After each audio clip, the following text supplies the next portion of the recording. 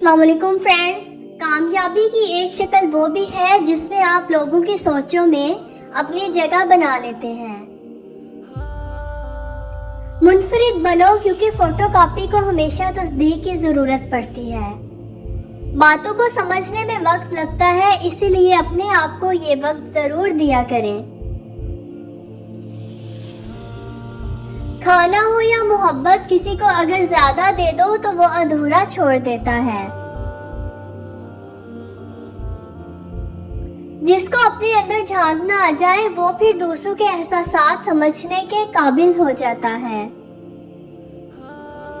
अपने दिल का हाल हर एक को मत सुनाया करें, यहाँ तमाशा बनने में देर नहीं लगती।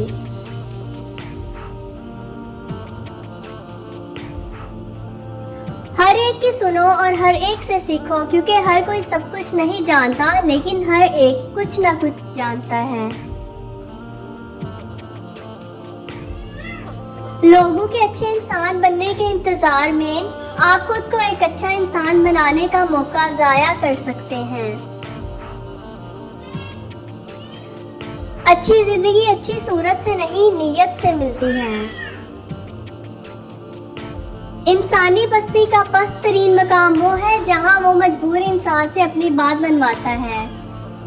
फिंगरप्रिंट की तरह इंसानी ज़ुबान का प्रिंट भी एक दूसरे से मुख्तलिफ होता है।